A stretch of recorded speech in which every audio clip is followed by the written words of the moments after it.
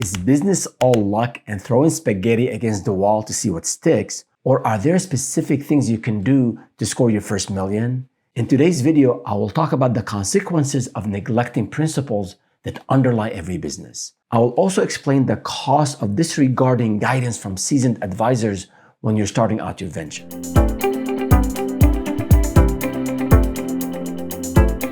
You went to the doctor today complaining about kidney pain. The doctor instructed you to drink 10 cups more water and take the following medicine every day. Are you going to disregard the doctor's advice and just take some over-the-counter painkillers? No, you'd follow the doctor's advice. At least I hope so. We often treat medicine, law, engineering, and other fields as principled, systematic disciplines. But when it comes to business, the impression is that it's about luck and a few handshakes. It's essential for anyone who wants to build successful businesses to realize that business is a discipline and that it is governed by its own principles, just like any other discipline. For some reason, though, in business, advice and the voices of expertise are often disregarded. When new founders face challenges in their ventures and seek advice from experienced mentors, the founders sometimes take the advice as optional and fail to follow through on the recommendations. What some founders might not be aware of is that according to the Small Business Administration, 70% of small businesses that receive mentoring double their survival rate compared to non-mentored businesses. I've been starting and growing businesses for over 20 years and advising entrepreneurs for most of that time. I pretty much know what kind of founders struggle with what and what kind of founders excel at what. Over the years, the ones who followed the principles I pointed out reduced their risk, effort, and cost, while those who didn't wasted time, money, and other resources. The principles I'm referring to are business principles that have withstood the test of time. I'll cover these principles in a future video, so make sure you subscribe to the channel below so that you don't miss out on any of the videos we release. But for now, let's go over some of these principles. Ideas are a dime a dozen. Execution is what's difficult. Iterate your offering on the go. Don't wait for a perfect service. A vast and untargeted audience equals no audience. Business partners increase the chances of conflict, but at the same time, increase the chances of growth, and they can provide complementary skills. An entrepreneur constantly learns, she's resilient, and she gets up after falling. Check out the link below for the list on my tried and tested business principles. Here's a real-life example of a critical business principle that some entrepreneurs don't follow. And I speak from experience. This past year, I spoke with a physician who wanted to start a business based on remote diagnosis for dermatology. I listened to what he had done and urged him to stop building an infrastructure for a service that he hadn't done any market research for. I told him that initially, his service could literally go live from the back end of a Google Sheet without having to spend tens of thousands of dollars on an infrastructure that he wasn't ready for.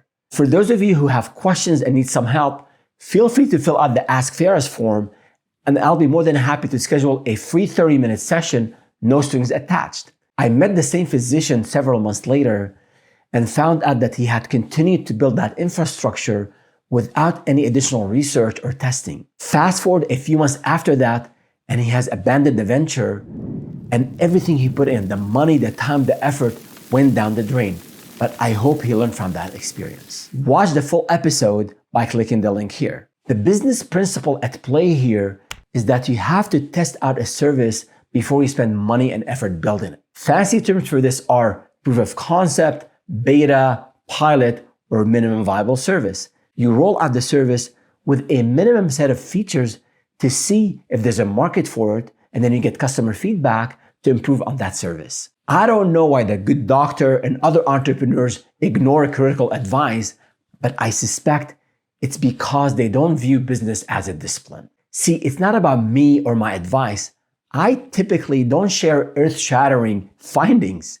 It's about the experience I've gone through, what entrepreneurs go through. Then share that experience so others don't repeat avoidable mistakes. They're avoidable because they violate universal business principles. I'm over 20 years on the other side of the fence compared with any new founder I speak with. And after starting 7 businesses from scratch and the big acquisition, I can tell you that there are a set of principles that are just universal. These principles relate to the nature of the market, buying and selling, human interaction, and building an organization.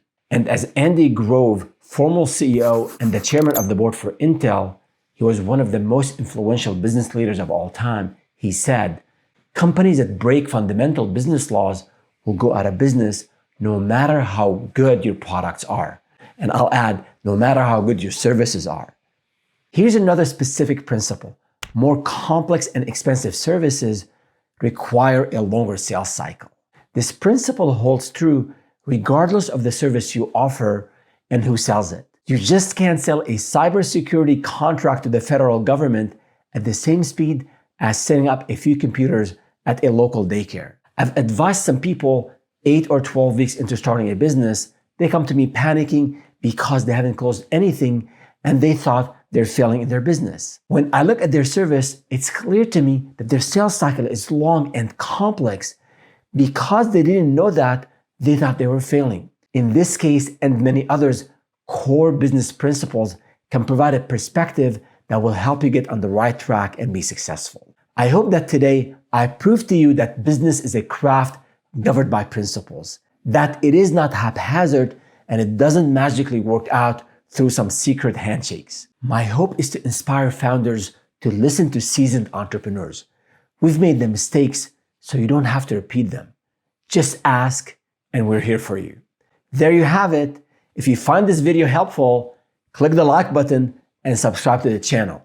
And don't forget to sign up for the Daily Advisor, our newsletter dedicated to founders and aspiring founders who want to establish businesses and grow them to 7 or 8 figures. See you next time.